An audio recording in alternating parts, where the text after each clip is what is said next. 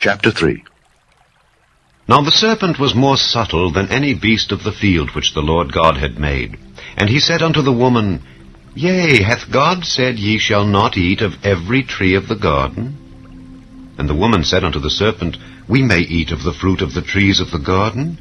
But of the fruit of the tree which is in the midst of the garden, God hath said, Ye shall not eat of it, neither shall ye touch it, lest ye die.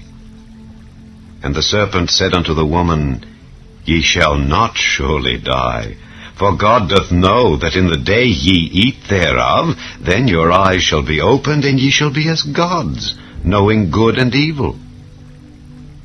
And when the woman saw that the tree was good for food, and that it was pleasant to the eyes, and a tree to be desired to make one wise, she took of the fruit thereof, and did eat, and gave also unto her husband with her, and he did eat.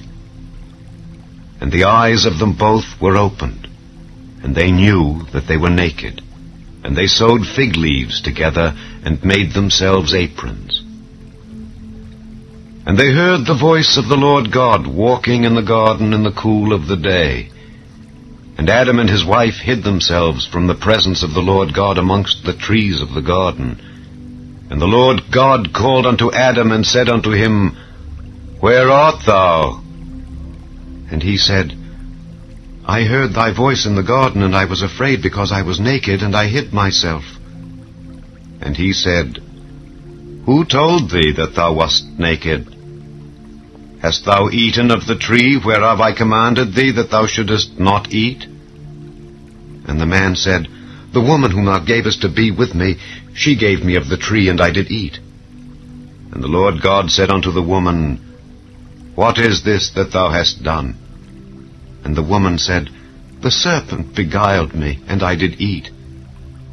And the Lord God said unto the serpent, Because thou hast done this, thou art cursed above all cattle, and above every beast of the field. Upon thy belly shalt thou go, and dust shalt thou eat all the days of thy life.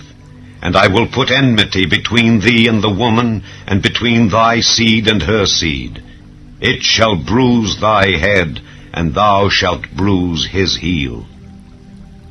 Unto the woman he said, I will greatly multiply thy sorrow and thy conception. In sorrow thou shalt bring forth children, and thy desire shall be to thy husband, and he shall rule over thee. And unto Adam he said, Because thou hast hearkened unto the voice of thy wife, and hast eaten of the tree of which I commanded thee, saying, Thou shalt not eat of it, cursed is the ground for thy sake.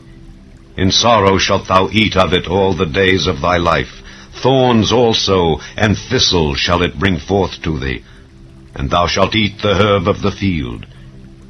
In the sweat of thy face shalt thou eat bread, till thou return unto the ground. For out of it wast thou taken. For dust thou art, and unto dust shalt thou return. And Adam called his wife's name Eve, because she was the mother of all living. Unto Adam also and to his wife did the Lord God make coats of skins, and clothed them. And the Lord God said, Behold, the man is become as one of us, to know good and evil. And now, lest he put forth his hand and take also of the tree of life, and eat and live forever. Therefore the Lord God sent him forth from the Garden of Eden, to till the ground from whence he was taken. So he drove out the man, and he placed at the east of the Garden of Eden cherubims, and a flaming sword, which turned every way, to keep the way of the tree of life.